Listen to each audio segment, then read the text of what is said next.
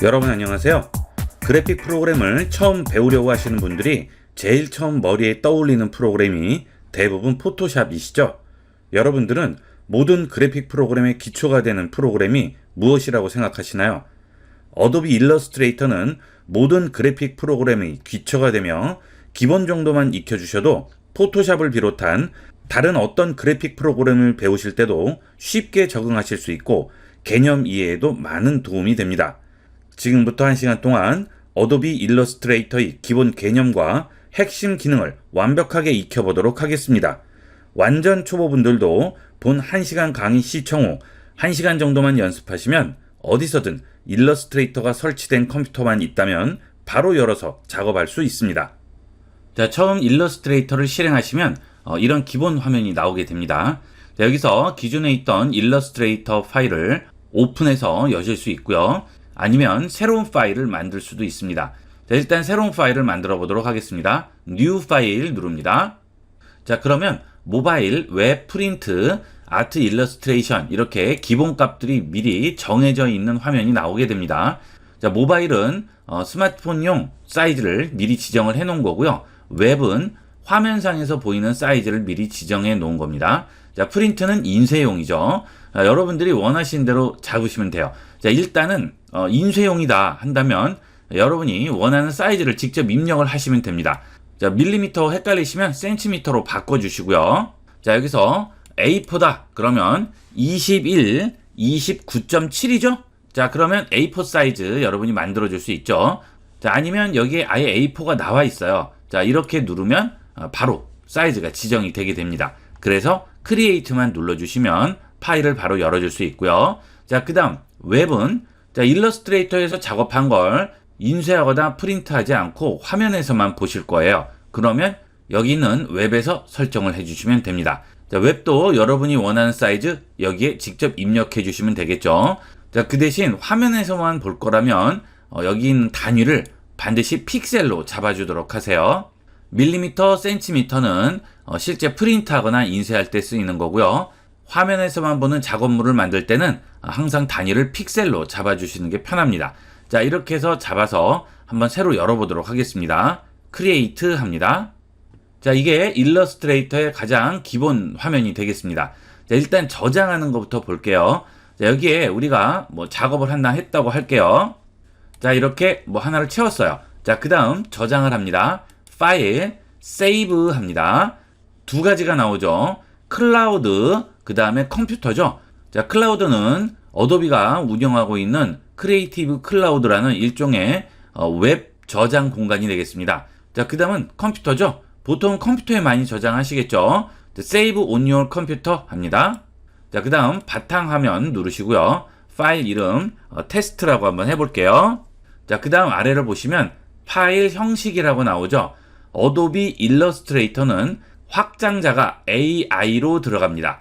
그래서 파일을 보셨을 때 확장자가 AI로 돼 있다. 그러면 그것은 일러스트레이터로 작업된 파일입니다. 자, 이 경우 일러스트레이터에서 작업한 AI 파일을 일러스트레이터가 설치되어 있지 않은 컴퓨터에서는 열 수 있을까요? 열 수 없습니다.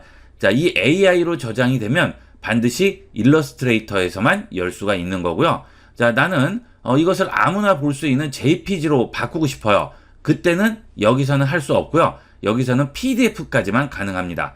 자, PDF는 웹 브라우저에 얹어서도 얼마든지 볼 수 있죠. 그 대신 PDF로 저장을 하거나 JPG로 저장을 했을 때는 작업한 걸 수정을 할 수가 있을까요?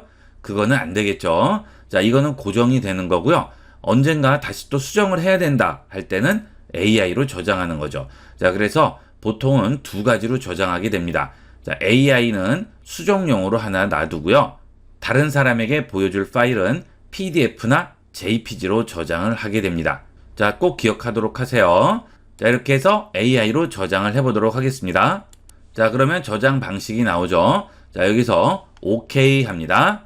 자, 그러면 일러스트레이터를 줄이고요. 여기 보시게 되면 이런 모양이 나오죠. AI 해서 자, 이 아이콘을 바탕화면에서 보셨어요. 그러면 이것은 일러스트레이터로 작업된 파일이라고 생각해야 되겠고요. 그 다음 그 컴퓨터에는 일러스트레이터가 설치가 되어 있는 거죠. 자, 만약에 일러스트레이터가 설치되어 있지 않으면 이런 모양이 나오지 않습니다. 그냥 백지 같이 나와요. 자, 그 다음 누구나 볼 수 있는 JPG로 저장을 해보겠습니다. 파일 들어가시면 익스포트라고 있죠. 익스포트에 보시면 Save for Web이라고 있습니다. 자, 이 Save for Web으로 들어가시게 되면 여러분이 원하는 JPG 파일로 저장을 할 수가 있어요. 기본적으로 GIF로 저장이 되어 있는데 이것을 JPG로 바꿔줍니다. 자, 여기서 바꿔주시게 되면 퀄리티라고 있죠. 자, JPG 압축을 해서 저장을 하는 거죠. 자, 이것을 고화질로 저장을 할 건지 저화질로 저장을 할 건지 여기서 정해 주시면 됩니다. 고화질은 용량은 커지고 화질도 좋아집니다. 자, 여기는 퀄리티를 낮춰서 저화질로 저장하게 되면 화질은 저화질, 용량은 작아지게 되는 거죠. 자, 보통은 퀄리티 제일 높여서 많이들 저장을 합니다. 자, 이렇게 해서 세이브를 해주시게 되면 자, 어디에 저장할지 물어보죠. 자, 여기에 똑같이 저장하시면 돼요. 이미지만 저장하실 거죠? 저장합니다. 자, 그러면 이런 식으로 JPG 파일이 저장이 되게 됩니다. 자, 우측 버튼을 눌러서 속성으로 들어가시게 되면 JPG 파일이라고 나오죠.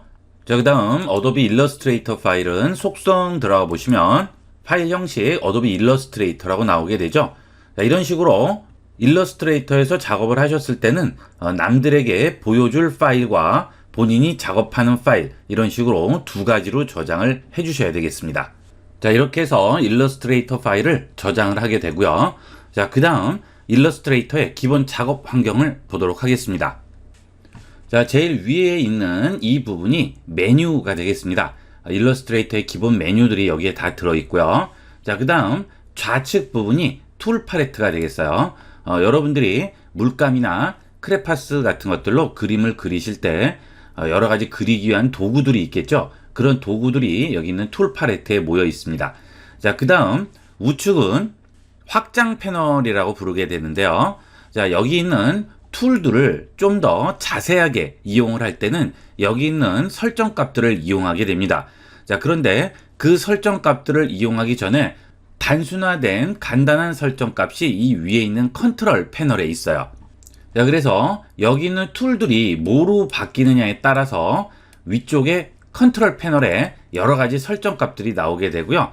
그 설정 값들을 좀 더 자세하게 조절하기 위한 패널들이 또 이쪽에 있습니다. 자, 그래서 간단하게 조절할 때는 이 위쪽만 보시면 되는데 좀 더 자세하게 조절하실 때는 우측에 있는 확장 패널을 이용을 해서 조절을 하셔야 되겠습니다. 결국은 모두 툴과 연관이 되어 있는 거죠. 그 다음 이 툴에 관련된 패널들을 열어주는 것이 윈도우가 되겠어요. 이 윈도우에서 열은 다음 그 윈도우를 우측에 있는 확장 패널로 붙여서 이용을 하게 되는 거죠. 여러 가지 패널이 흩어져 있으면 정신 없으니까 여기에 다 모아놓는다고 생각하시면 되겠습니다. 자, 그 다음은 작업을 하기 위한 공간이죠. 자, 여기가 워크스페이스가 되겠어요. 여기서 모든 작업이 이루어지고요. 이 일러스트레이터는 한 번에 여러 개의 작업물을 동시에 띄워놓고 작업을 할 수 있습니다. 즉, 파일을 여러 개를 동시에 열어놓고 작업을 한다는 얘기죠. 그때 그 파일의 이름이 여기에 있는 탭에 나와 있습니다. 지금 우리가 작업하는 이 파일은 제목이 테스트라는 제목으로 되어 있고요. 확장자는 AI라고 되어 있죠. AI는 뭐라고 그랬죠? 일러스트레이터에서 작업한 작업물은 AI라는 확장어로 붙어 있다고 했어요.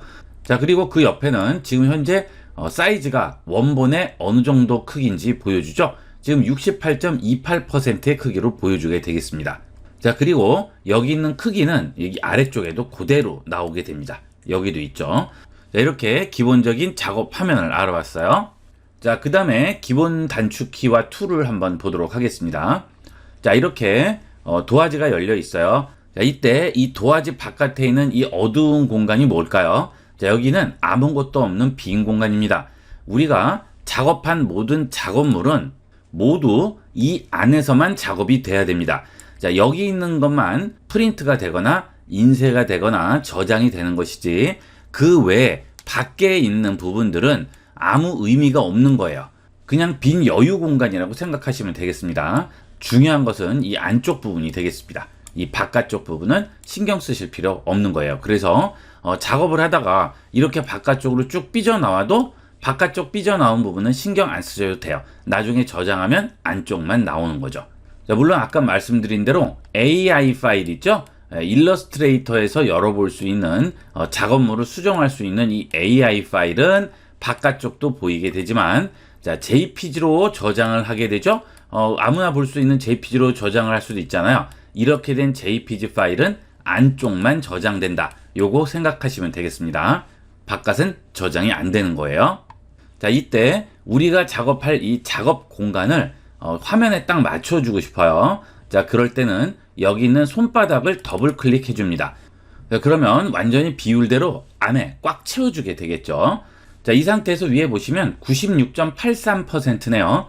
자, 원래 원본 사이즈의 96.83%란 얘기예요. 자, 그러면 원본 사이즈는 얼마예요? 100%죠? 자, 100%로 보고자 할 때는 이 툴 팔레트에 보면 돋보기 있죠? 자, 이게 돋보기 모양이에요. 자, 이 툴을 한번 클릭해서 선택한 다음 도화지에 가져오면 돋보기 안쪽에 플러스라고 보이게 됩니다. 자, 이 상태에서 한번 클릭을 해주게 되면 100%가 되겠죠. 자, 그 다음 계속 클릭을 해주면 50%씩 커지게 됩니다. 자, 200%죠? 클릭하면 300%, 400%.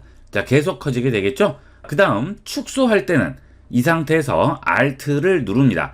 키보드 Alt 키를 누른 상태에서 클릭하면 300%로 줄었죠? 또 한 번 더 클릭, 또 클릭. 그러면 그 다음부터는 50%씩 줄죠. 자, 이런 식으로 축소, 확대할 수가 있어요. 또 확대하겠죠. 자, Alt 키를 누르느냐 안 누르냐에 따라서 돋보기가 플러스 마이너스로 바뀌게 되겠습니다. 자, 다시 손바닥 더블 클릭합니다. 자, 그 다음 우리가 원하는 일부분만 확대하고 싶어요. 그럴 때는 돋보기를 똑같이 선택한 다음 정교한 작업을 위해서 여기를 확대해 볼게요. 자, 클릭 드래그 하게 되면 어떻게 되죠? 쭉 확대되죠. 자, 클릭 드래그 하면 축소됩니다. 자, 돋보기로 클릭을 해서 좌우로 움직이면 확대와 축소가 돼요. 클릭 확대, 그 다음 축소. 그렇죠? 자, 이렇게 클릭 확대 축소를 할 수 있는데, 자, 여기서 돋보기로 클릭한 상태에서 그냥 기다리면 그냥 쭉 확대가 돼요. 클릭.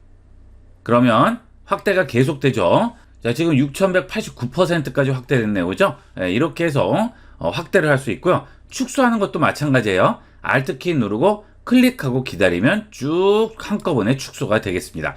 많이 축소하거나 확대할 때는 클릭하고 기다리시고요. 그게 아니면 클릭, 확대, 축소 이렇게 해주시면 되겠어요. 자, 그래서 편리한 퍼센테이지로 확대, 축소해서 보면서 작업을 하시면 되겠죠. 자, 지금 보시면 이렇게 움직여 있을 때 돋보기 있는데도 손바닥에 나와서 계속 움직여요. 이렇게 제가 들고 움직이죠. 자, 그것은 여기 있는 손바닥 툴인데, 이 손바닥 툴은 더블 클릭해서 화면의 도화지를 맞출 때도 이용을 하지만, 이 도화지가 원본보다 많이 커서 이 워크스페이스 안에서 안 보일 수가 있겠죠. 예를 들어서 이렇게 확대 돼 있어요. 자, 우리는 이쪽 바깥쪽을 보고 싶은데, 자, 보이지가 않죠? 그러면 어때요? 도화지를 들고 일로 옮겨야 돼요. 자, 이때 손바닥 툴을 이용합니다. 자, 이렇게 움직이면 이렇게 움직이는 거죠. 자, 그런데 이때 명심하셔야 될 것은 이 물체를 잡고 움직이는 게 아니고요. 도화지 자체를 잡고 움직이는 거예요. 자, 다시 더블 클릭하고요. 또 축소를 조금 더 시켜볼게요. 자, 이 상태에서 손바닥을 한번 써볼게요. 자, 어때요? 이 물체가 움직이는 게 아니죠. 도화지 전체를 움직이는 거죠. 이렇게 원하는 부분으로 도화지 전체를 움직여서 안 보이는 부분을 확인할 수가 있습니다. 자, 그런데 할 때마다 여기 있는 손바닥 툴을 또 눌러야 되잖아요. 또 다른 툴로 작업을 하다가 또 손바닥 누르고 움직이고 또 다른 툴 누르고 작업하고 불편해서 작업이 안 돼요. 그래서 어떤 툴을 누르고 있던 키보드의 스페이스바를 누르면 손바닥 모양으로 바뀝니다. 이 상태에서 클릭을 하게 되면 손을 꽉 쥐죠. 자, 이 도화지를 꽉 쥐었다는 뜻이에요. 이렇게 해서 내가 원하는 곳으로 움직여 놓고 그곳에서 작업을 할 수가 있는 거죠. 이런 식으로 도화지를 잡고 내가 원하는 곳으로 이동을 시킬 수가 있습니다. 손바닥, 돋보기 잘 기억을 하세요. 자, 그 다음에 부분 확대할 일이 좀 있을 때는 마우스를 이런 툴들 있죠? 자, 이런 데 얹으면 여기에 툴 제목이 나오고요. 줌 툴이라고 하죠. 그 옆에 단축키가 나옵니다. 지금 단축키 뭐였죠? 다시 얹어볼게요. Z. 자, Z라고 하죠. 자, Z예요. 자, 그러면 다른 툴들 누르고 있다가도 Z 키만 누르면 바로 바뀌게 되겠죠. 자, 그 다음 스페이스 누르면 돋보기가 되겠죠. 자, 이런 식으로 이용을 할 수가 있습니다. 자, 다른 단축키는 몰라도 스페이스바는 무조건 외우시고요. 이 돋보기 단축키도 외우시면 굉장히 편리하겠죠. 네, 두 가지 정도는 외워두도록 하세요. 자, 그 다음 일러스트레이터에서의 작업 방식에 대해서 알아보도록 하겠습니다. 자, 우리가 도화지에다가 붓으로 또는 크레파스로 그림을 그립니다. 자, 그러면 그 도화지에 그려진 그림들을 따로 띄어서 움직일 수 있을까요? 없죠. 그건 불가능합니다. 도화지 위에 이미 물감이 칠해져 있고 크레파스 같은 걸로 칠해져 있기 때문에 그것만 따로 띄어서 움직일 수가 없는 거죠. 자, 하지만 일러스트레이터는 그게 됩니다. 자, 지금 좀 전에 말씀드린 방식은 포토샵 방식이 되겠고요. 이 일러스트레이터는 색종이 놀이라고 생각하시면 됩니다. 자, 초등학교 때 색종이로 오려서 도화지에 풀칠을 해서 이렇게 그림 붙여서 만드는 것들 한 번씩은 해보셨죠? 똑같다고 생각하시면 되겠어요.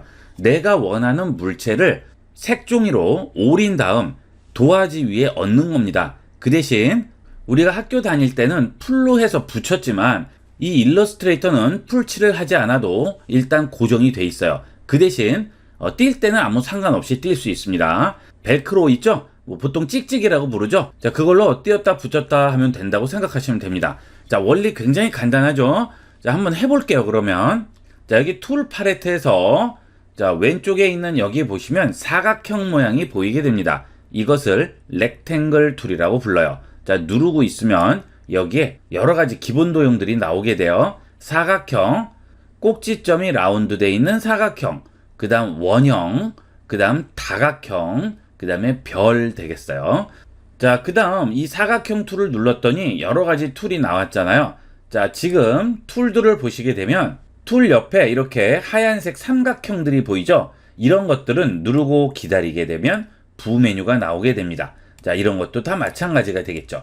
자, 이렇게 부 메뉴가 나오고요. 아무것도 없는 건 그거는 아무것도 안 나옵니다. 누르고 있어도. 자, 즉 지금 도형도 누르고 기다리면 여러 가지 다양한 도형이 나오고요. 자, 그때마다 열기 귀찮을 때는 누르고 기다려서 이 창을 연 다음 자, 마우스를 이 끝부분에 가져가면 색이 반전되죠? 자, 이걸 한번 클릭을 해주시면 이 부 메뉴들을 따로 띄워줄 수가 있어요. 이렇게 놓고 이용하시면 좀 더 편리하겠죠? 자, 여기서 렉탱글 툴, 즉 사각형 툴을 선택해서 클릭 드래그 합니다. 자, 그러면 도형이 하나 나왔네요. 자, 그 다음 요것은 라운디드 렉탱글이라고 부릅니다. 자, 이렇게. 자, 제가 지금 일러스트레이터를 영어로 강의하고 있고요. 그 다음 이런 툴들도 전부 영어로 말씀을 드리죠. 자, 한글로 하면 좀 더 쉬운데 이렇게 복잡하게 영어로 합니까? 라고 얘기들 많이 하시는데 그래픽 프로그램은 무조건 영어로 배우셔야 돼요. 자, 그 이유가 뭐냐면 자, 영문 버전을 쓰다가 한글 버전을 쓰면 어떻게든 써요. 하지만 한글 버전을 쓰다가 영문 버전은 전혀 못 씁니다. 아예 안 돼요, 적응이. 자, 영어로 쓸 때는 대충 한글 뜻이 뭔지 알기 때문에 대충 유추를 해서 어떤 툴인지 알 수가 있지만 이 한글 프로그램은 영어가 완전하게 번역이 되어 있는 게 아니기 때문에 전혀 엉뚱한 말로 써 있을 수도 있고요. 적응이 아예 안 됩니다. 그래서 제가 이런 그래픽 프로그램을 강의를 할 때는 반드시 영어를 쓰고 있고요. 그 다음 이런 그래픽 프로그램은 하나만 배우는 게 아니고 여러 가지를 이용을 하기 때문에 그때그때마다 다른 프로그램을 배우는 기분으로 처음부터 다시 배우면 너무 힘들겠죠. 하지만 이렇게 영어로 배워두시면 어느 정도 비슷비슷한 그런 개념과 메뉴들이 있고 툴들도 있습니다. 그래서 이 일러스트레이터를 배우다가 포토샵으로 가셔도 쉽게 적응을 할 수 있고요. 그 다음 뭐 3D 프로그램이라든지 그 외에도 여러 가지 프로그램이 있을 수 있겠죠. 그런 것들도 쉽게 적응할 수가 있습니다. 영상 편집 프로그램이라든지 이런 것들이죠. 이런 프로그램들이 모두 한글화가 돼 있으면 좋겠는데 한글화가 안 돼 있는 경우도 있고요. 프로그램마다 이 한글화가 된 게 다 달라요. 그래서 한글로 배우면 굉장히 헷갈릴 수가 있습니다. 하나만 배우시면 모르겠는데 그래서 되도록이면 이 그래픽 프로그램은 영문으로 익혀두시는 게 처음엔 조금 힘드실지 몰라도 나중에 장기적으로 가셨을 때는 그때 영어로 배워두길 잘했다라고 꼭 생각을 하시게 될 거예요. 자, 다시 볼게요. 자, 지금 코너가 라운드 돼 있죠. 자, 그래서 라운디드 렉탱글 툴이 되겠습니다. 이 렉탱글은 뭐 거의 그래픽 프로그램이면 전부 다 나오는 얘기예요. 자, 그 다음 엘립스라고 하죠. 자, 이것은 원형 툴이 되겠습니다. 클릭 드래그 합니다. 자, 그러면 원이 나오게 되죠. 자, 그 다음 이것은 다각형이에요. 이렇게 다각형 모양이 나오고요. 이것은 별 모양이 나오죠. 자, 이렇게 여러 가지 도형들을 그리게 되고요. 자, 이 도형들을 또 움직일 수가 있다고 그랬죠. 자, 이동을 시킨다 하면 무조건 자, 이 툴 팔레트에 있는 셀렉션 툴로 이동시킵니다. 자, 여기 보시면 화살표가 안쪽에 까맣게 칠해져 있어요. 자, 이거를 클릭해서 선택을 한 다음 자, 움직이고자 하는 도형을 클릭 드래그 합니다. 그러면 내가 원하는 대로 얼마든지 마음대로 움직일 수가 있네요. 자, 이때 잘 보세요. 자, 뭔가 이상하죠? 다 높이가 달라요. 그렇죠? 자, 이거, 그 다음 이거 보시게 되면 자, 이게 제일 아래에 있고 그 다음 이게 있고 그 다음이죠. 자, 이게 무슨 순서대로 얹힐까요? 내가 이 도화지에 이 도형을 그린 순서대로 얹혀지게 됩니다. 자, 먼저 그렸으면 제일 아래 얹히고요. 그 다음 그렸으면 그 위에. 자, 여러분이 실제 도화지에다가 색종이를 하나 오렸어요. 그래서 도화지 위에 하나 얹었어요. 그 다음 또 색종이를 하나 오렸어요. 그래서 그 위에 얹었어요. 그럼 어때요? 당연히 그 위에 얹히겠죠. 자, 위에 얹었는데 이게 밑으로 내려갈 수는 없어요. 그죠? 자, 이런 식으로 원리가 우리가 실제 이 물체를 얹는 거나 똑같은 원리이기 때문에 금방 이해하실 수가 있는 겁니다. 자, 이게 이동 툴이에요. 이동 툴로 이동하고 위치를 잡을 수가 있겠죠. 자, 그 다음은 이 도형을 그렸을 때 나는 지금 빨간색 색종이를 쓴 거죠. 자, 그런데 얘도 빨간색, 다 빨간색이에요. 아, 나는 이거 싫어요. 나는 이거 초록색 색종이를 쓰고 싶어요. 자, 그때는 선택을 우선 합니다. 여기 있는 셀렉션 툴이라고 했죠. 자, 이걸로 선택을 해요. 자, 이제 선택의 개념을 아셔야 되겠어요. 자, 컴퓨터는 아무것도 모르는 깡통이라고 생각하시면 돼요. 우리가 뭘 시켰을 때만 그 일을 하는 것이지 얘가 알아서 나의 의도를 파악하는 것은 불가능하죠. 인공지능이 언제 나올지는 모르겠지만 아직은 불가능합니다. 자, 그러면 내가 이 색을 바꾸고자 한다면 얘한테 얘기를 해줘야 되겠죠. 이 일러스트레이터는 이걸 바꿀지 어느 걸 바꿀지 모르죠. 그러니까 자, 여기를 클릭해서 이렇게 바운딩 박스라는 게 나오도록 만들어야 돼요. 그리고 테두리에 파란색 선으로 감싸져 있죠. 자, 마우스를 안쪽에서 바깥으로 빼도 계속 그 상태가 있죠. 네, 이게 선택됐다는 뜻이에요. 그러면 이 색을 바꾸기 위해서는 이 툴 팔레트에 보시게 되면 컬러가 하나 들어가 있네요. 마우스를 얹으면 fill, 그 다음 아래쪽에 얹으면 stroke. fill은 내부색을 말하고요. stroke는 선색을 말합니다. 자, 이번 강의 시간에 말씀드리는 이런 단어들은 다 외워두세요. 뭘 얘기를 하는지. 자, 그러면 여러분이 다른 프로그램을 배우실 때 반드시 그때 잘했다라고 생각하실 거예요. 자, fill과 stroke입니다. fill은 내부색이라고 그랬죠. 즉, 여기 있는 색을 바꿔줄 수 있어요. 자, 여기 있는 컬러 칩이죠. 자, 여기 있는 컬러 칩을 더블 클릭합니다. 그러면 컬러 피커라는 게 떠요. 자, 컬러를 선택하는 이런 형태의 컬러 피커는 어도비 프로그램은 모두 채택하고 있는 방식입니다. 그래서 이거 하나만 익혀두면 어떤 어도비 프로그램이든 금방 적응할 수가 있는 거예요. 그래서 이 일러스트레이터가 기초라고 제가 말씀을 드린 거예요. 자, 일단 여기 있는 중간 막대는 컬러의 종류가 되겠습니다. 여러 가지 종류의 컬러를 여기서 지정을 해줘요. 그 다음 그 컬러가 원색으로 있느냐, 점점 어두워지느냐, 또는 그 컬러가 원색이냐 아니면 점점 밝아지느냐, 그러면 나중에 어떻게 되겠어요? 화이트가 나오는 거예요. 그죠? 점점 어두워지면 블랙이 나오겠죠.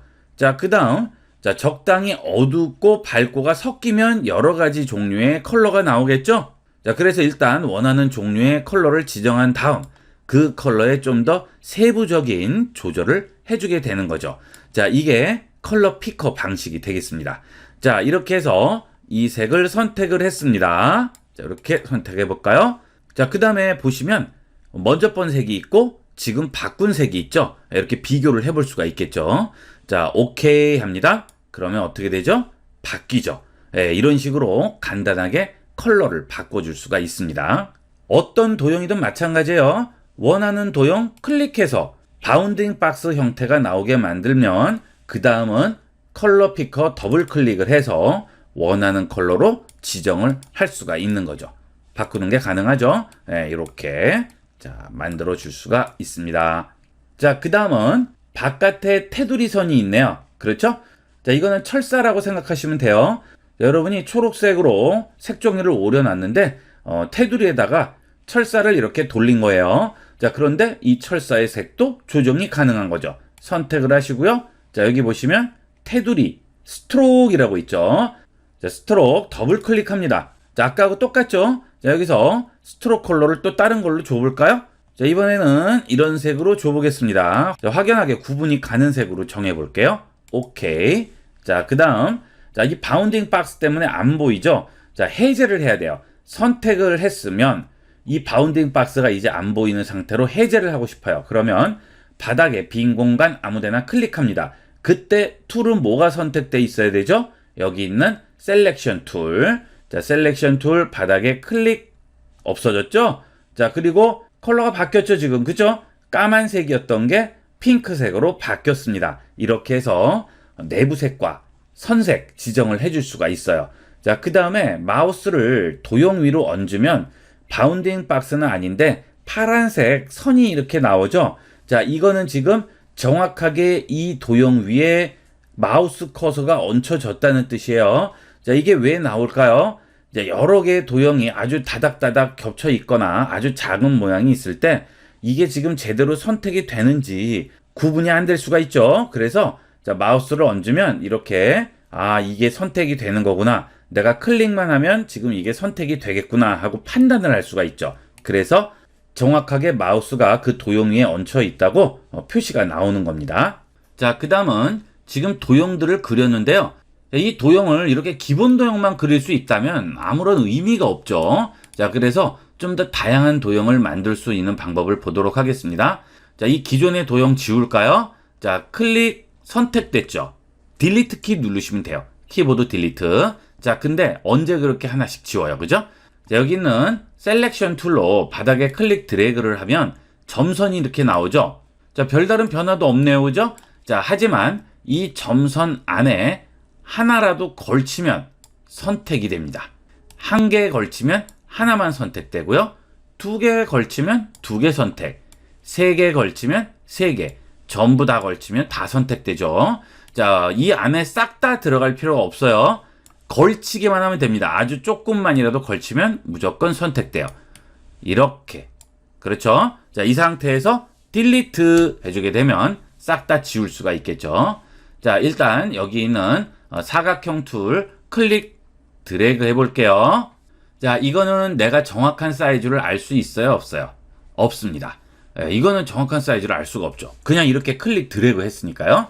자, 물론 이 옆에 드래그 할 때 정보창이 나와서 사이즈를 알려주기는 합니다. 하지만 이거 일일이 맞추려면 굉장히 어렵단 말이에요. 그래서 사이즈를 지정을 할 수가 있어요.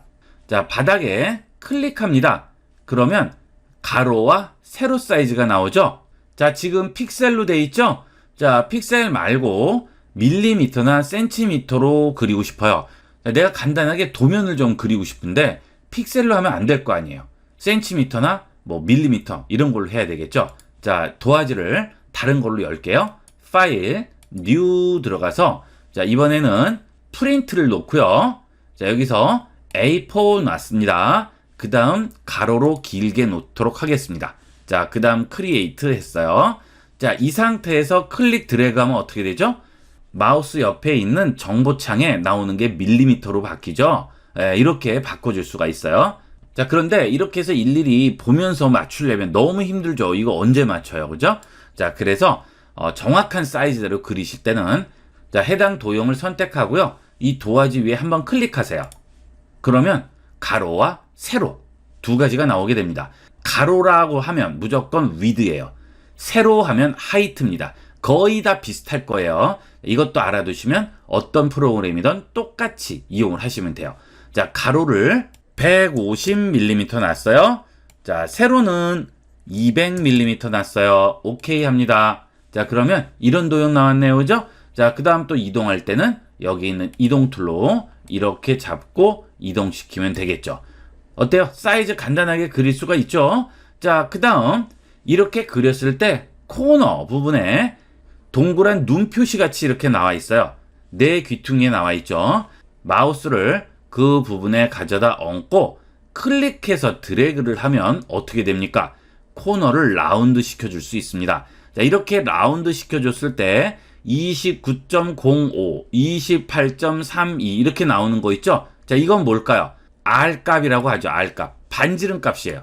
반지름 값은 자, 여기서부터 여기까지의 길이에요. 그렇죠? 그래서 이게 나중에 확장되면 이렇게 원이 되는 거죠. 이런 식으로 해서 라운드를 시키죠. 자, 목재 같은 거 뭐 재단을 한다든가 할 때도 이런 식으로 전부 라운드 값을 주게 되죠. 이게 R 값이죠. 이거를 아까 우리가 잡아 당긴 것처럼 여기서 이걸로 이용하게 됩니다. 자, 다시 잡고 또 조절하면 R 값이라고 나오게 되죠. 자, 이렇게 하면 라운드 값을 지정을 해줄 수가 있어요. 자, 그러면 이거는 무슨 의미일까요? 어차피 이거 마찬가지 아닙니까? 그렇죠. 이것도 마찬가지예요. 이거 잡고 움직일 수도 있고. 자, 그런데 차이점은 뭐냐면, 자, 이 라운디드 렉탱글은 클릭을 하시게 되면 하나가 더 나옵니다. 아까 우리가 그냥 렉탱글을 그릴 때는 코너 레디우스 값이라는 게 안 나왔어요. R 값이 안 나왔어요. 하지만 이거는 나오죠. 자, 기존에 그렸던 렉탱글로 그리면 이 R 값을 그냥 눈대중으로 맞춰야 되지만 이걸 이용하면 정확한 R 값을 그려줄 수가 있겠죠. 자, 80mm, 여기도 80mm, R 값은 10mm 했다. 오케이 하게 되면 가로 80, 세로 80에 R 값 정확한 값 그대로 만들어줄 수가 있죠. 자, 원도 마찬가지예요. 원도 클릭을 해주시면 가로와 세로 길이를 그려줄 수가 있죠. 이렇게 해서 50, 50 하면 정원을 그릴 수 있고요. 물론 타원도 그릴 수가 있겠죠. 가로, 세로 길이를 다르게 하면 됩니다. 자, 그 다음 여기 있는 다각형도 당연히 여러 가지 다각형을 만들 수 있겠죠. 그렇지 않으면 이런 육각형만 그릴 수 있잖아요. 그렇죠? 자, 그런데 여기다가 클릭을 해주시면 사이드, 면의 개수를 만들어 줄 수 있습니다. 자, 레디우스 값을 줍니다. 50 주고 팔각형을 만들면 오케이 해볼게요. 자, 이렇게 팔각형이 나오게 되죠. 얼마든지 여러 가지 형태로 만들 수 있습니다. 자, 별은 어때요? 별도 마찬가지겠죠. 클릭해 주시게 되면 1 레디우스, 2 레디우스, 포인트라고 나오네요. 자, 이건 무슨 얘기예요? 자, 별이 이렇게 있을 때, 그쵸? 이렇게 별 모양이 있을 때 1 레디우스는 중앙으로부터 여기까지의 거리가 되겠고요. 바깥 원이죠. 그 다음 2 레디우스는 안쪽 원이 되겠죠. 그 다음 여기 있는 포인트는 몇 개예요? 꼭지점이 몇 개냐 그 뜻이에요. 지금 꼭지점 5개죠. 이 꼭지점도 뭐 10개, 20개 얼마든지 만들어 줄 수 있겠죠. 자, 바깥쪽 원 50, 안쪽 원 20. 자, 포인트 값은 한 20개 줘볼까요? 어떻게 되나? 오케이. 자, 이렇게도 만들 수 있네요. 그 다음 컬러 지정을 해주면 되겠죠? 오케이. 자, 여기 있는 셀렉션 툴로 해제. 자, 그랬더니 바깥에 테두리 색이 있어서 보기가 좀 안 좋아요. 색만 남았으면 좋겠어요. 자, 여기 있는 거 없애주고 싶은 거예요. 그럴 때는 어떻게 할까요? 자, 선택을 또 해야 되겠죠.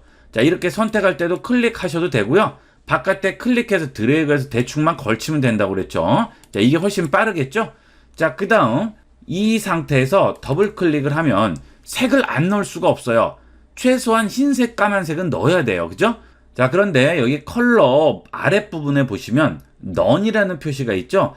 자, 빨간색 선으로 금지 표시 같이 돼 있어요. 자, 이걸 누르게 되면 모양이 이걸로 바뀌어요. 그리고 여기서는 컬러 색이 빠지게 됩니다. 그래서 테두리 색을 넣기 싫을 때는 여기서 None 표시만 눌러주시면 테두리 색을 아예 빼줄 수가 있어요. 자, 이렇게 해서 간단한 기본 도형을 알아봤어요. 자, 딜리트 해보도록 하겠습니다. 자, 그 다음 타입이 있죠.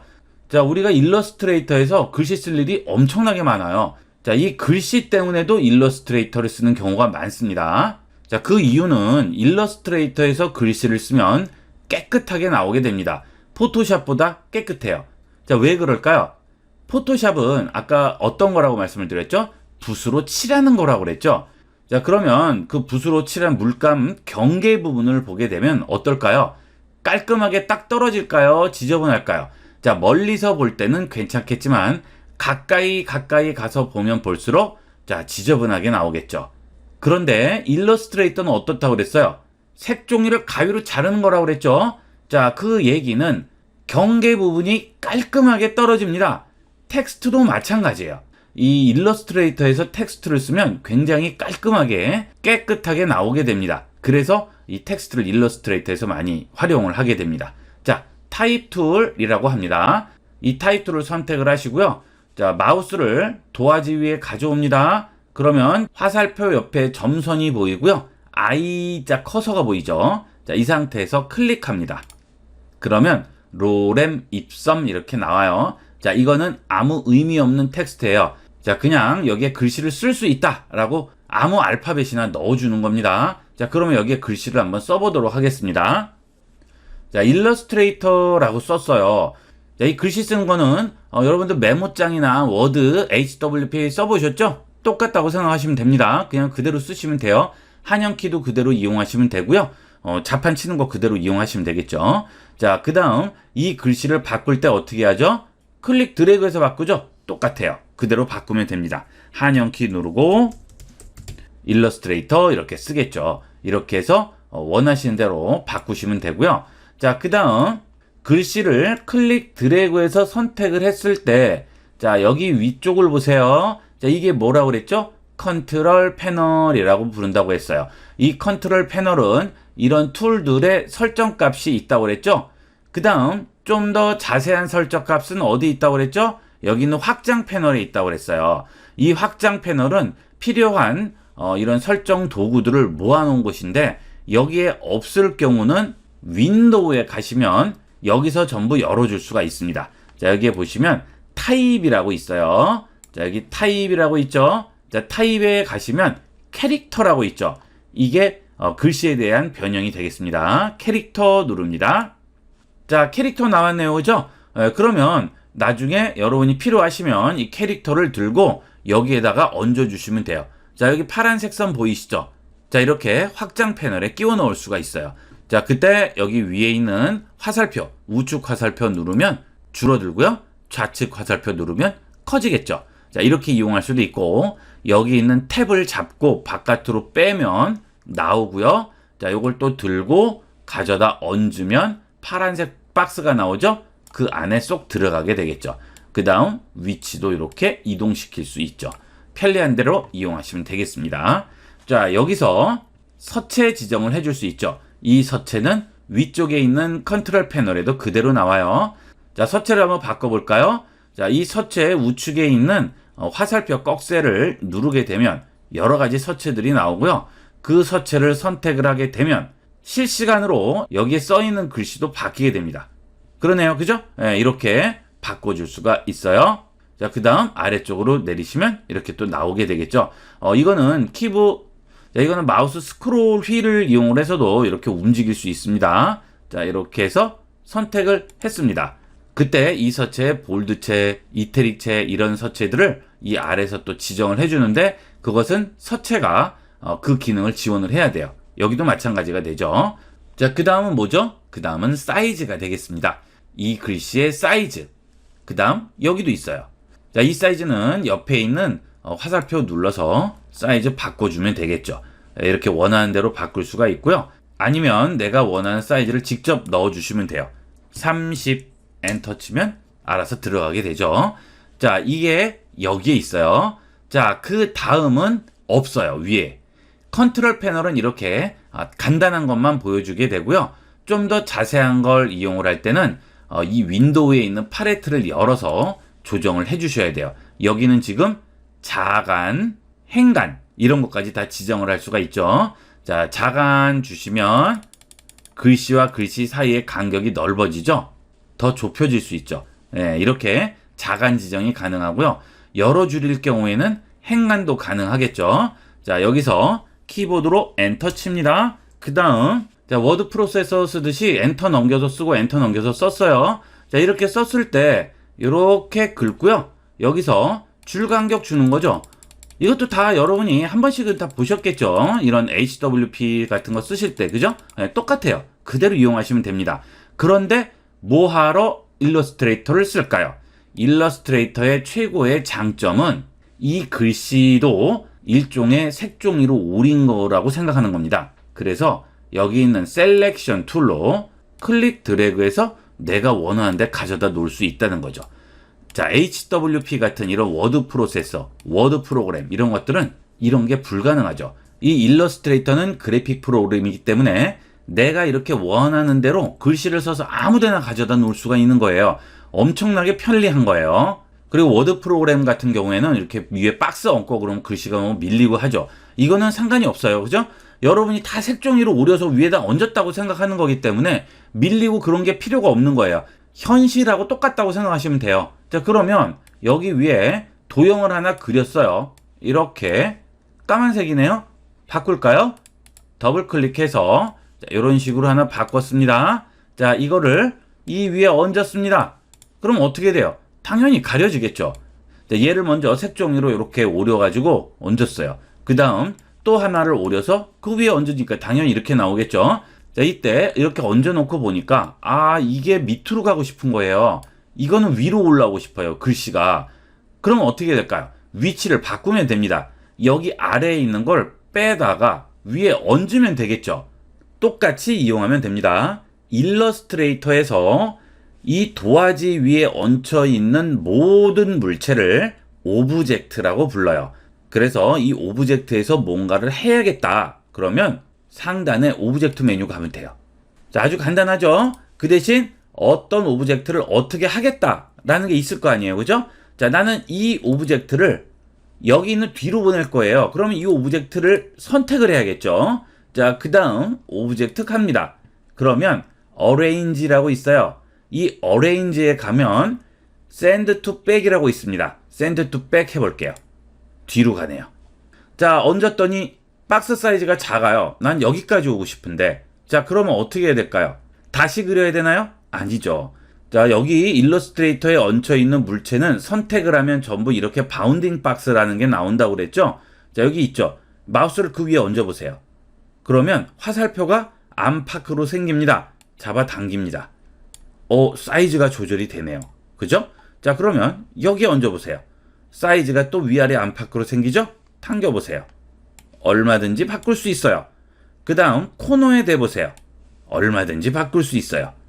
그 다음 변에 있는 여기 그 다음 변에 있는 작은 사각형 옆으로 가져가게 되면 구부러진 화살표가 나오게 됩니다. 클릭 드래그를 해보세요. 돌아갑니다. 자, 얼마든지 여러분이 즉석에서 직관적으로 이용할 수가 있습니다. 간단하게 이용할 수 있죠. 자, 그 다음 모양이 마음에 안 들어요. 그럼 약간 더 키우고요. 이렇게 놓고 여기서 코너 부분 잡고 라운드 시키면 이런 모양도 만들 수 있네요. 자, 이렇게 만들려면 워드나 HWP는 약간 복잡해요. 근데 뭐 아주 간단하게 만들죠. 예, 이것 변형도 또 너무 둥글다 그러면 또 이렇게 펴주면 됩니다. 언제든지 수정이 가능한 거예요. 자, 그 다음은 글씨색을 바꾸고 싶으네요. 바깥 배경과 글씨하고 좀 안 어울리는 것 같아요. 자, 글씨색을 바꾸고 싶어요. 그러면 글씨 선택하세요. 자, 그 다음 위쪽을 보세요. 자, 아까 우리가 선택했던 거와 다릅니다. 자, 무슨 얘기냐면 아까 타입 툴로 이렇게 글씨를 선택을 했을 때는 서체도 나오고 크기도 나왔어요. 그죠? 하지만 여기 있는 셀렉션 툴로 선택을 했어요. 없어졌죠? 자, 그 이유는 뭐냐면 자, 여기 있는 타입 툴을 이용을 할 때는 긁은 곳만 바뀌어요. 이 부분만 서체를 바꾼다든지 컬러를 바꿔줄 수 있는 거예요. 자, 그런데 여기 있는 셀렉션 툴은 일일이 선택하는 게 아니고요. 한 덩어리를 선택하는 거예요. 지금 이렇게 들고 움직이면 얘네들이 다 같이 움직이잖아요. 한 번에 이렇게 다 오려놓은 거예요. 한 덩어리로 세트인 거죠. 자, 이때는 여기 있는 셀렉션 툴로 가져다 놓고요. 한꺼번에 바꿔줄 수 있습니다. 여기 있는 fill 컬러 있죠? 이거 더블 클릭한 다음 내가 원하는 컬러로 바꾸세요. 이렇게 바뀌죠? 자, 또 더블 클릭해서 이번엔 하얀색으로 바꿔볼까요? 오케이. 간단하게 이용할 수 있네요. 굉장히 직관적이기 때문에 이거 이렇게 하면 되지 않을까? 하면 거의 된다고 보시면 됩니다. 자, 그 다음에 아래쪽에 또 텍스트를 써야 돼요. 그럼 어떻게 해야 될까요? 또 쓰세요. 이렇게 찍으세요. 또 들어오네요. 그죠? IB96입니다 라고 썼습니다. 자, 그 다음에 또 들고 가져가면 되겠죠. 그래서 자, 사이즈를 좀 조절을 해 볼게요. 자, 여기 있는 캐릭터 팔레트에서 사이즈를 좀 더 크게 해볼까요? 자, 그 다음 요렇게 가져다 놨어요. 그죠? 자, 그 다음에 색도 바꿔줄까요? 이렇게 얹어주게 되겠습니다. 자, 그러면 뭐 이렇게 디자인적인 이것도 할 수가 있겠죠. 나는 이 하얀색 글씨가 위로 올라오고 싶어요. 요거는 요거보다 아래에 있고 싶어요. 자, 그럼 어떻게 할까요?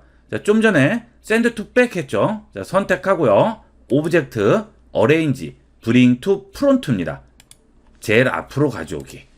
자, 위치 바꾸는 메뉴가 되겠어요. 자, 이렇게 해서 몇 개를 그려놔 볼까요? 자, 이렇게 선택하고 선택했습니다. 자, 그 다음 색도 다른 걸 지정을 해 볼게요. 자, 지금 순서대로 이렇게 얹어 놓은 상태예요. 자, 이 상태에서 자, 여기 있는 이 빨간색 박스 선택하고요. 오브젝트, arrange, send backward 해볼게요. 어떻게 되나? 자, 어떻죠? 한 칸 뒤로 가죠. 자, 이거 위에 있고 요거 아래에 있죠? 요렇게. 그렇죠? 원래는 어디 있어요? 제일 위에 얹혀 있었죠.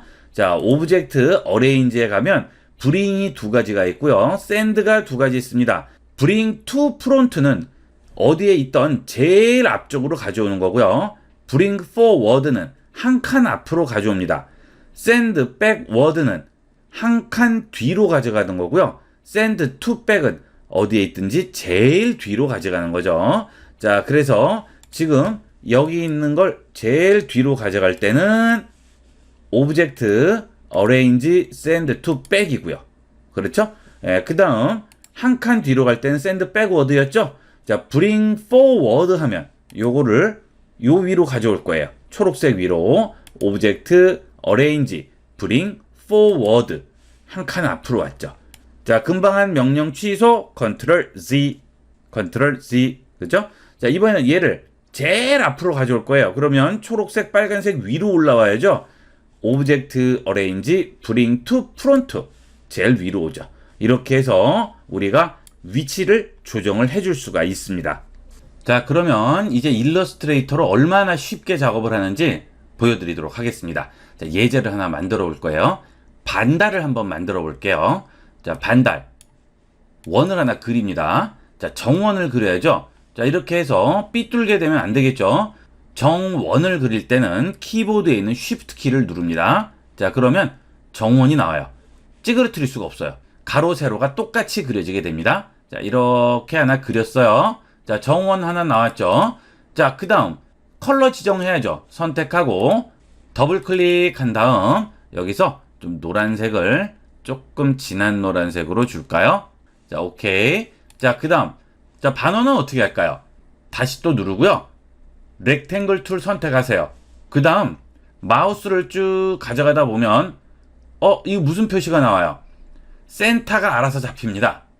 자, 그 다음 이렇게 오면 끝부분이 딱 잡히죠. 자, 이렇게 해서 센터 부분 오면 표시가 나오고요. 클릭 드래그 하세요. 됐죠? 자, 그 다음 이 색을 아래에 있는 도화지 색과 똑같은 색으로 바꿔요. 클릭 드래그해서 완전히 붙입니다. 이렇게. 자, 그럼 오케이 하면 하얀색이 나왔네요. 자, 여기는 셀렉션 툴 클릭해서 해제할게요. 반달이에요. 이게 뭡니까? 이거 있지 않습니까? 있건 없건 상관이 없어요.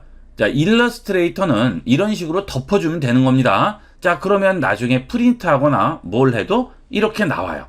여기 물체가 있다는 것은 우리가 일러스트레이터에서나 이렇게 보이는 거지, 이걸 JPG로 가져간다거나 PDF로 가져간다거나 할 때는 이렇게 나오지 않습니다. 이렇게만 나와요. 간단하게 만들 수가 있죠. 정말 편하죠? 자, 그 다음 이번에는 초생딸 한번 만들어 볼게요. 자, 요거 그대로 복사해서 옆에 또 하나 가져올까요? 자, 키보드에 있는 Alt키 누릅니다. 자, 그러면 화살표가 두 개 생기죠? 자, 그 대신 복사하고자 하는 물체가 선택이 이렇게 돼 있어야 돼요. 선택이 됐다는 뜻은 이렇게 바운딩 박스라는 게 나와야 된다고 그랬어요. 그죠? 이렇게 되는 건 선택이 아니라고 그랬죠? 이 오브젝트를 선택할 수 있다는 뜻이지 선택된 건 아닙니다. 클릭을 해서 이렇게 바운딩 박스가 나와야 선택이 돼요. 자, 이 상태에서 키보드의 Alt키를 누르세요. 띄시면 안 돼요. Alt키 누르고 있으면, 자, 어때요? 마우스에 화살표가 두 개가 나오네요. 클릭 드래그 합니다. 하나가 더 나오죠? 자, 이제 마우스 손 띄셨으면 Alt키에도 손 띕니다. 자, 그러면 똑같은 걸 하나 더 복사할 수 있어요. 자, 이 상태에서 또 복사하세요. Alt키 누르고 또 이렇게 잡아당깁니다. 자, 나왔죠? 이 색을 하얀색으로 바꿔요. 더블 클릭. 이렇게 하얀색으로 바꿉니다. 바닥에 클릭. 이거 뭐예요? 초생딸. 아주 간단하게 만들 수가 있어요. 자, 그 다음 이 초생딸이 약간 기울었으면 좋겠어요. 자, 그러면 이렇게 선택을 합니다. 자, 뭐 나왔죠? 바운딩 박스. 마우스를 변에 가져가면 구부러진 화살표 나온다고 그랬죠? 클릭 드래그 합니다. 바닥 클릭 해제. 어때요? 간단하죠? 자, 일러스트레이터는 정말 쉬워요. 그리고 굉장히 재밌고 간단해요. 자, 이번 1시간 강의에서 배우는 것들은 기초 과정이긴 한데 이거보다 조금 높은 뭐 중급 과정, 고급 과정 넘어가면 재밌어요. 한번 해보시고 취미에 맞으시면 좀 더 깊이 있게 배우시길 권합니다. 자, 그 다음 도넛도 한번 만들어 볼까요? 자, 도넛 어떻게 만들까요? 자, 이것도 하나 복사하세요. 이렇게. 자, Alt키 눌러야죠. 이렇게 하나 가져옵니다. 자, 그 다음 하나를 더 그려요. 원을. 이렇게 원을 하나 그려요. 자, 정원 나와야죠. Shift. 이렇게 그려줍니다. 자, 그 다음 키보드의 화살표로 이용을 해서 옮기세요. 위치를. 키보드 화살표로도 움직임이 가능합니다. 자, 그 다음 내부색 하얀색으로 바꾸세요. 바닥에 클릭. 자, 선택하시고 색을 바꿔볼까요? 이렇게. 자, 그러면 도넛 모양도 만들었죠? 자, 그리고 이렇게 만들었을 때는 다 같이 다녀야 되잖아요. 자, 여기는 셀렉션 툴로 잘못 움직였다가는 다 따로따로 떨어지죠. 그죠? 자, 이럴 때는 이렇게 두 개를 선택을 한 다음에 그룹으로 묶으세요. 그러면 항상 같은 덩어리로 움직입니다. 컨트롤 G. 자, 그것은 오브젝트의 그룹이라고 있어요. 이거는 외워두세요. 단축키. 선택하시고 컨트롤 G. 이것도 선택하시고 컨트롤 G. 그러면 이제 무조건 같이 움직이죠. 따로따로 안 움직여요. 신경 안 쓰셔도 되죠. 그죠? 이렇게 쉽게 움직일 수가 있습니다. 자, 이렇게 해서 우리가 간단한 로고도 만들어 줄 수 있어요. 이렇게 가져다 놓고요. 여기에다가 글씨 쓰시면 되는 거예요. 자, 이렇게 하나 만들었어요. 로고가 뭐 별건가요? 디자인이 별거예요? 이름이 디자인이에요. 그죠? 아주 간단하죠? 자, 그 다음에 이걸 이렇게 얹으면 이거 디자인이죠. 자, 이렇게 해서 간단하게 만들 수 있어요. 이거는 여러분이 아이디어를 어떻게 쓰느냐에 따라서 다른 거죠. 얼마든지 원하시는 형태로 이렇게도 간단하게 만들 수 있습니다. 자, 물론 좀 더 이제 깊이 들어가게 되면 이런 펜 툴도 이용하시고 여러 가지 이용하시게 되는데, 그러면 좀 더 여러분이 작업할 수 있는 범위가 더 넓어지고 좀 더 재미있는 작업들을 많이 할 수가 있어요. 일러스트레이터 어느 정도 익숙해지시면 또 포토샵으로도 할 수 있고 다양한 프로그램들을 도전을 해보시는 것도 좋겠죠. 자, 그러면 이제 좀 더 업그레이드 해보도록 하겠습니다. 자, 툴 팔레트에 있는 이런 도형들을 이용을 해서 아무거나 하나 그렸어요. 자, 이 상태에서 우리가 이동을 할 때 툴 팔레트에 있는 셀렉션 툴을 이용을 해서 이동을 했죠. 자, 그런데 그 셀렉션 툴 바로 옆에 보시면 다이렉트 셀렉션 툴이라고 있습니다. 자, 이 두 가지의 차이는 여기 있는 셀렉션 툴은 이 도형 전체를 선택하는 거고요. 그 옆에 있는 다이렉트 셀렉션 툴은 이 도형의 부분을 선택을 할 수가 있습니다. 자, 지금 이 셀렉션 툴로 선택을 했을 경우 이렇게 바운딩 박스가 나오게 되는데, 그 옆에 다이렉트 셀렉션 툴을 선택을 하게 되면 바운딩 박스가 없어지고 포인트들이 나오게 되죠. 이것들을 앵커 포인트라고 부릅니다. 자, 제가 앞서 이 도형들을 말할 때 색종이를 오려서 이렇게 얹었다고 말씀을 드렸어요. 자, 근데 이 다이렉트 셀렉션 툴은 또 다르게 이해를 하셔야 됩니다. 자, 여기 있는 이 앵커 포인트들이 못이라고 생각하세요. 그리고 그 못들을 연결하는 선들이 고무줄이라고 생각하세요. 자, 못을 이렇게 땅땅땅땅 박아놓고 거기에 고무줄을 이렇게 이어놓은 거죠. 자, 그럼 여기서 여기 있는 이 못을 뽑아서 여기에다 꽂아주면 어떻게 될까요? 이 고무줄은 늘어나니까 당연히 이 못과 이렇게 연결이 되겠죠. 자, 해볼까요? 자, 일러스트레이터에서 뭐든지 움직이기 위해서는 어떻게 해야 된다고 그랬죠? 선택. 그렇죠? 자, 앞서 우리가 배운 선택은 전체를 선택하는 거였고요. 여기는 다이렉트 셀렉션 툴은 부분 선택입니다. 자, 클릭 드래그해서 똑같은 이런 점선 박스를 만든 다음 이 점선 박스 안에 여기 있는 앵커 포인트를 포함시킵니다. 그렇게 되면 여기는 파란색으로 채워져 있는데 이쪽은 어때요? 비어 있어요. 그렇죠? 다 비어 있죠? 자, 이 상태에서 드래그해서 움직입니다. 어떻게 돼요? 모양이 바뀌네요. 자, 여기 원래 있던 못을 뽑아서 아래쪽에 다시 꽂아준 거죠. 자, 그러면 고무줄은 늘어나서 연결이 지금 돼 있는 상태입니다. 자, 이걸 또 이렇게 바꿔줄 수도 있죠. 얼마든지 우리가 원하는 도형 형태를 바꿔줄 수 있습니다. 자, 우리가 좀 전에 배운 이런 도형들은 정형화된 도형들이고요. 지금 만드는 것들은 전부 정형화되지 않은 비정형 도형들이죠. 이렇게 연출을 해줄 수 있어요. 자, 이 얘기는 또 다른 도형들도 전부 다 이렇게 만들어줄 수 있다는 뜻이에요. 자, 이번에는 여기 있는 다각형을 한번 해볼게요. 자, 그 다음에 또 다이렉트 셀렉션 툴로 해당하는 포인트를 선택하고 움직이면 이렇게도 가능하죠.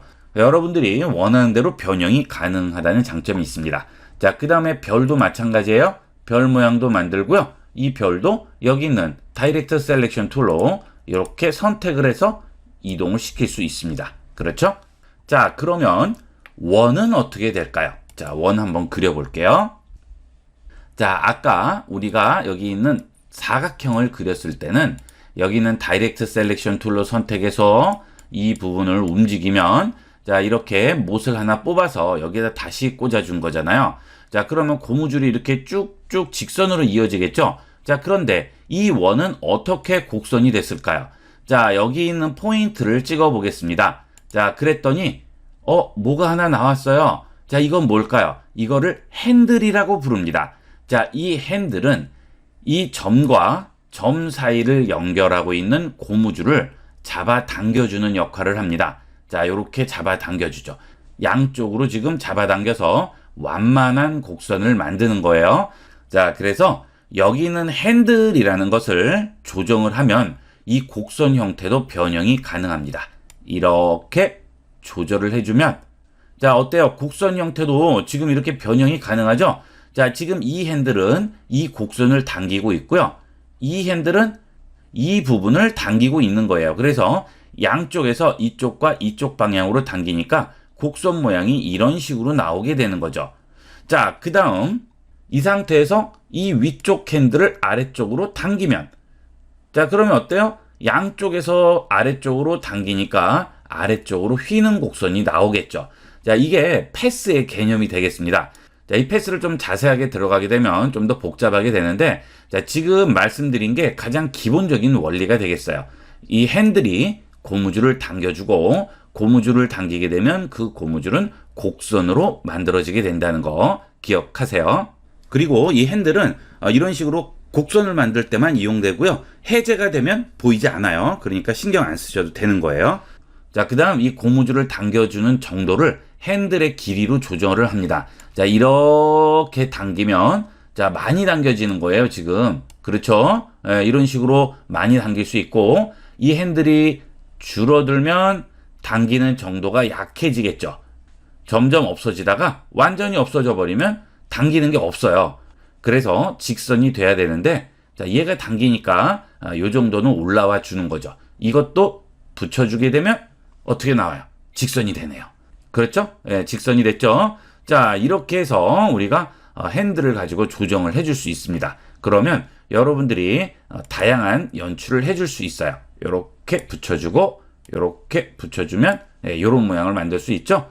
자, 그 다음 이렇게 수평으로 서 있고 싶어요. 자, 그때는 셀렉션 툴 선택하고 바운딩 박스로 돌려주시게 되면 자, 이렇게 바로 선 모양도 만들 수 있고요. 여기에 똑같이 컬러도 내 마음대로 지정을 해주면 되겠습니다. 그 다음 선색은 없애줄게요. 이렇게 만들 수가 있겠죠. 자, 그 다음은 이 위에 있는 점들을 아래로 좀 내려야 되겠어요. 자, 그러면 여기 있는 다이렉트 셀렉션 툴로 여기는 앵커를 잡고 이렇게 내리고 요것도 내려야 되는데 자, 일일이 내리려면 귀찮죠. 자, 우리가 아까 셀렉션 툴로 선택을 할 때 이렇게 점선 박스 안에 걸리면 전부 선택된다고 했어요. 그렇죠? 자, 여기 있는 앵커 포인트도 마찬가지입니다. 이 다이렉트 셀렉션 툴로 점선 박스를 그리세요. 이렇게 그리면 자, 여기 있는 앵커와 여기 있는 앵커 포인트가 이 점선 박스 안에 들어갔죠? 그럼 두 개 다 선택된 거죠. 자, 포인트 안에 파란색으로 채워져 있고 여기는 비워져 있죠? 자, 이 위에 잡고 내립니다. 자, 그러면 어때요? 이렇게 위치도 바꿔줄 수 있어요. 자, 여기도 선택해서 이런 식으로 줄여줄 수도 있겠죠. 자, 간단하게 내가 원하는 도형 모양으로 수정이 가능합니다. 자, 그러면 이런 의문이 생기실 거예요. 자, 기존에 아예 이렇게 꺾여져서 핸들이라는 게 없는 경우는 핸들을 어떻게 만들 수 있을까요? 자, 이거는 핸들을 따로 만들 수 있는 방법은 없고요. 다른 툴을 이용을 하셔야 됩니다. 자, 여기 펜 모양이 하나 있어요. 그죠? 만연필촉 모양이죠? 자, 이걸 누르고 있으면 제일 아래에 앵커 포인트 툴이라고 있습니다. 이 앵커 포인트 툴이 핸들을 만들어주는 역할을 합니다. 자, 여기에 핸들을 하나 추가할 거예요. 클릭, 드래그 합니다. 자, 그랬더니 없던 핸들이 생겼네요. 그러면 다시 다이렉트 셀렉션 툴로 조정을 해주시면 되겠죠. 자, 그러면 부채꼴 모양 한번 만들어 볼게요. 자, 클릭, 드래그해서 정사각형 그립니다. 쉬프트 누르면 정의 의미를 갖는다고 그랬어요. 정원도 쉬프트 누르고 그렸죠? 이렇게 정사각형 그렸죠. 자, 그 다음 여기는 앵커 포인트 툴 선택하고요. 자, 클릭, 드래그해서 당겨요. 그렇죠? 자, 그 다음 다이렉트 셀렉션 툴로 요걸 안쪽으로 싹 넣어줍니다. 자, 뭐예요? 부채꼴 모양 나왔네요. 자, 이런 것도 가능하고요. 자, 그 다음 또 다른 거 만들어 볼게요. 자, 이번에는 별을 하나 그렸습니다. 자, 요렇게 하나 그렸어요. 이 부분을 동글동글하게 해서 꽃 모양을 한번 만들어 볼게요. 자, 또 앵커 포인트 툴 이용하는 거예요. 클릭, 드래그 합니다. 자, 여기도 클릭, 드래그 하세요. 자, 여기도 클릭, 드래그 하세요. 자, 그 다음 여기도 클릭, 드래그 하시는데 자, 이 방향이 잘못되면 꼬여버려요. 이렇게. 자, 그러니까 이런 식으로 당겨 주셔야겠죠. 왜냐하면 이 핸들과 여기는 연결이 돼 있기 때문에 이걸 반대로 당겨버리면 꼬여버리는 거예요. 자, 이것도 이렇게 당겨줍니다. 자, 그러면 꽃 모양도 만들 수가 있네요. 자, 우리가 아까 꼭지점이 여러 개인 별도 만들었죠? 그 꼭지점도 이런 식으로 만들어주면 좀 더 여러 개의 꽃잎이 달린 꽃도 만들어줄 수 있죠. 자, 이 정도만 이용을 하셔도 여러분이 어느 정도는 충분히 다양한 모양으로 활용을 하실 수가 있어요. 본 강의 다 들으시면 꼭 한번 연습을 해서 완전히 익숙하게 자기 걸로 만들도록 하세요.